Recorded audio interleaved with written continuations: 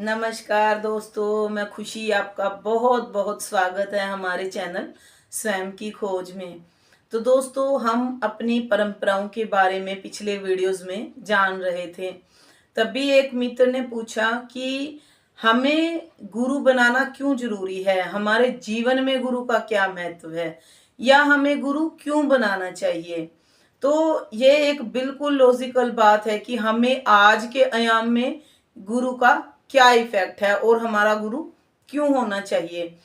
गुरुओं की परिभाषा तो अगर आप देखें तो बहुत सारी हैं। सबसे पहले गुरु माँ, जो हमें जन्म देती है, इस संसार में लाती है, क्योंकि स्टार्टिंग में उन्हीं के द्वारा सारे संस्कार दिए जाते हैं।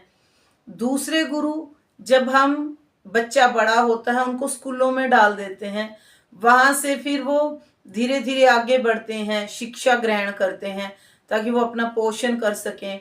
इस तरह से उनके वो गुरु बन जाते हैं। आगे फिर धीरे धीरे आप कॉलेजेस में जाते हैं तो आपके गुरु बदलते रहते हैं। बाकी संसार समय सबसे बड़ा गुरु है, जो आपको छोटी छोटी चीजों को सिखाता रहता है। आपके अनुभव से आप सीखते रहते हैं, तो ये समय भी आपका बहुत बड़ा गुरु है। प्रकृति की छोटी छोटी चीजों से आप हमेशा सीखते रहते हैं। तो फिर हमें क्या जरूरत है, हम किस तरह का गुरु की बात कर रहे हैं कि जो आज के आयाम में हमें धारण करना चाहिए। तो एक गुरु हम जिसे कहते हैं आध्यात्मिक गुरु। अब आध्यात्मिक गुरुओं में भी बड़ा झोल है आज के समय में। किसको माने किसको ना माने, बहुत तरह के लोग जब हम देखते हैं कि पाखंड करते हैं और फिर हमारा मन दुखता है कि हमने क्या किया। लेकिन सबसे पहले मैं आप लोगों को ये बताना चाहूंगी कि गुरु आध्यात्मिक हो, आपसे ऊपर अध्यात्म को जानता हो। आपकी जितनी बुद्धि है उससे ऊपर आध्यात्मिक गुरु आपके होने चाहिए। और आपका गुरु मंत्र, क्योंकि गुरु जब आपको जो गुरु मंत्र देगा उनसे आपको सिद्धियां भी आएंगी, धीरे धीरे आप सिद्ध होने लगते हैं। आपकी आध्यात्मिक उन्नति के लिए गुरु बहुत ज्यादा जरूरी हैं। लेकिन कभी भी आप ये मत समझें कि हमारे गुरु अच्छे हैं, बुरे हैं, सिद्ध हैं, नहीं सिद्ध हैं। इस बीच आपको एक कॉन्फिडेंस या आपको एक श्रद्धा होनी चाहिए कि मैं शिष्य हूं। आप इसी भाव से सीखें कि मैं शिष्य हूं और मुझे अपनी यात्रा आगे की तरफ ले जानी है। लेकिन इस समय में हमें आध्यात्मिक होना भी बहुत जरूरी है, क्योंकि चारों तरफ से इतनी परेशानियां हैं। हम क्या, छोटे छोटे बच्चों से आप देखो, हर कोई अकेला रहना चाहता है। लेकिन इतने डिप्रेशन में हर कोई अगर अकेला रहना चाहेगा तो वो सुसाइड की तरफ जाएगा। लेकिन दूसरा रास्ता क्या होता है कि हम एक ऐसा गुरु चुने जो हमारी आत्मा को सुकून दे, जो जिससे हम गुरु मंत्र लेके दूसरा रास्ता यूज करें कि हम अध्यात्म की तरफ जंप कर जाएं। इस रास्ते से हम एक भटकाव से बच जाएंगे, परेशानियों से बच जाएंगे और हम अंतर्मुखी होने लगेंगे। सुसाइड से बहुत ज्यादा बेटर रास्ता है अंतर्मुखी होने का। जब भी आप परेशानी में होते हो या किसी भी दिक्कत में होते हो या अपने मन की बात किसी को नहीं कह सकते, तो एकमात्र एक सहारा आपका गुरु होता है।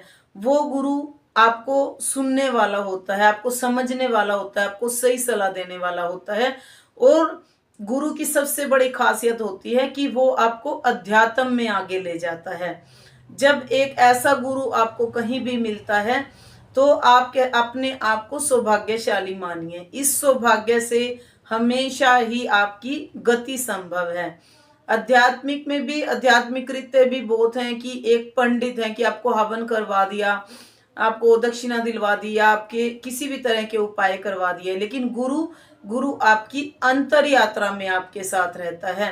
जैसे कुंडली जागरण की बात करते हैं, जब आपकी कुंडली जागृत होती है तो आपको एक विशेष तंत्र गुरु की जरूरत पड़ती है, जो आपको समझा सके कि आपके साथ क्या घटता है।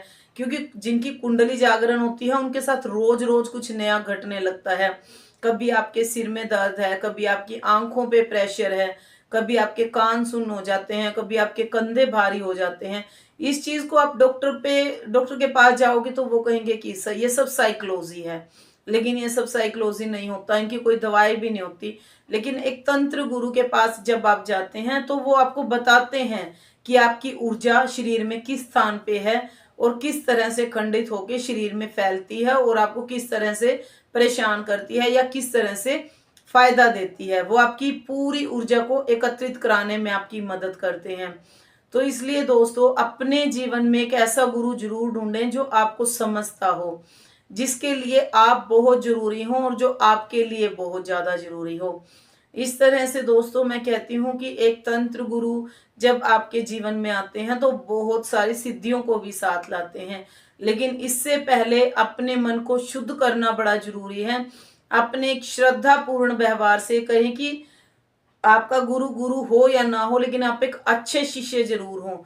अगर आप उस श्रद्धा को लेकर आगे बढ़ेंगे और जिस समय आप तैयार हुए उसी समय प्रकृति आपके सामने आपके गुरु को लाकर खड़ा कर देती है। इस तरह से दोस्तों आप इन चीजों पे यकीन करें और जानें, अपने अनुभवों से जानेंगे कि जो मैं बोल रही हूँ उसका क्या अर्थ है। तो दोस्तों मैं आपको कहूंगी कि जीवन में एक गुरु को आप जरूर बनाएं जिनसे आप मंत्र लें और उनकी सिद्धि करें। जब आप उन मंत्रों की सिद्धि कर लेते हैं तो आपकी अध्यात्म के रास्ते खुल जाते हैं, आप सारी दुनिया से अलग हो जाते हैं या आपको समझ आ जाती है कि सब स्वार्थ की दुनिया है। उसके बाद आप अपनी अध्यात्म की यात्रा को शुरू कर सकते हैं।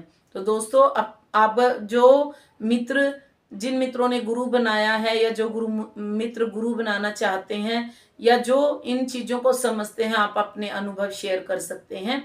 और मुझे सुनने के लिए आपका बहुत बहुत धन्यवाद।